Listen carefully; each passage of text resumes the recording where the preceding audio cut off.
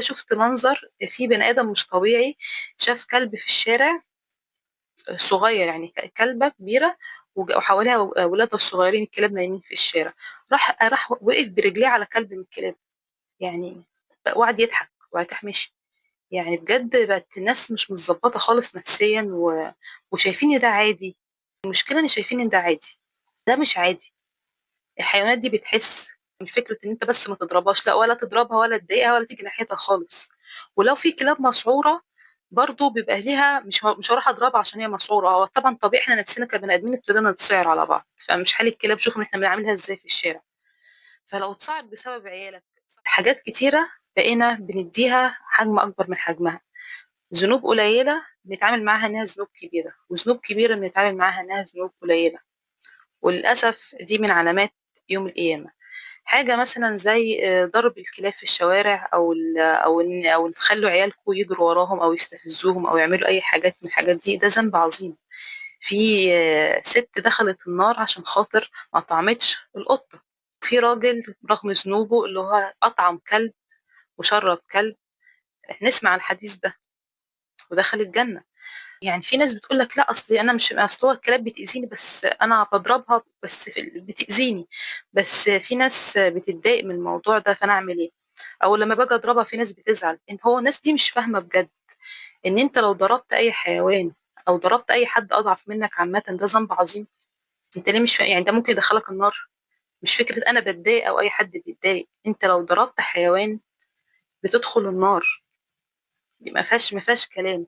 فما تخليش عيالك يتعاملوا مع الحيوانات، لو انت فعلا عايز اخرتك يتعاملوا مع الحيوانات بطريقه وحشه.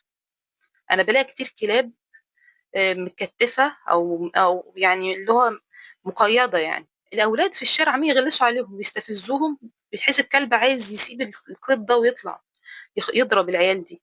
طب انتوا بتستفزوهم ليه؟ بتستفزوا الكلاب ليه؟ يعني الموضوع مش رفاهيه يا جماعه، في حاجه اسمها دي حيوانات. الحيوان ده فيه روح، يعني ربنا نفخ فيه. يعني ربنا حط فيه الروح، وربنا مخلينا خلفاء على الارض كبني ادمين عشان حفاظا على الارض.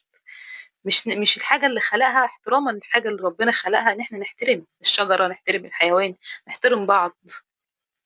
مفيش حاجه اسمها اصل في ناس بتتضايق لما بضرب الحيوان، اصل هو بيضايقني. معرفش بيتضايقوا ليه. في الدين برضو وفي الاسلام وفي كل الاديان مفيش حاجه اسمها ان انت تاذي حيوان او تتعدى على شجره او اي حاجه من الحاجات دي. طبعا الناس اللي بتتعدى على بني ادمين دول انا مش هتكلم معاهم.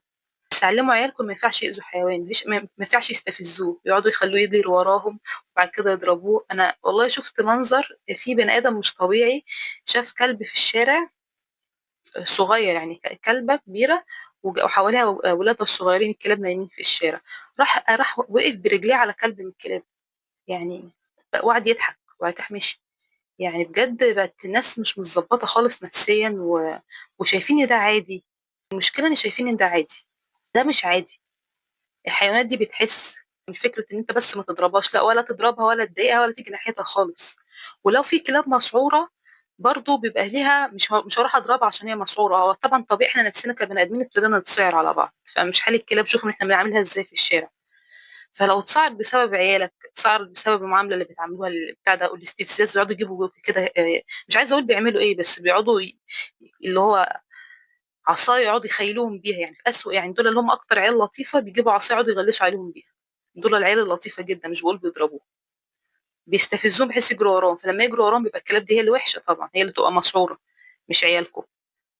فيا ريت يا جماعه لو سمحت ربوا عيالكم على حاجه زي كده، عشان ده ذنب عظيم. مش اختيار. مش فكره اللي هو لا، هو اصل هو في ناس بتتضايق، في ناس حساسه قوي بتتضايق، لا ده حرام. تمام. احترام الحيوان واحترام الحاجه اللي ربنا خلقها لنا بتفيدنا في الحياة، بتعمل توازن على الأرض، ده نوع من أنواع احترام الخالق. ده احترام ربنا وتقديس ربنا. انت المفروض بتشكري ربنا على كل حاجة خلقها لك، من ضمنها الحيوانات دي. مش هروح أضربها. ولو في حيوانات، أنا هرجع تاني الموضوع، في حيوانات مسعورة أو كده طبعا ده بسببنا احنا. فالمفروض الحيوانات دي بتتحقن أو بيبقى في طريقة معينة برضو آدمية، بحيث ما اروحش أضربها عشان هي مسعورة.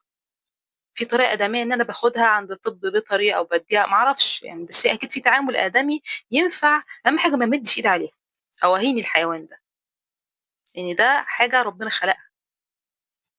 علموا عيالكم كده. شكرا.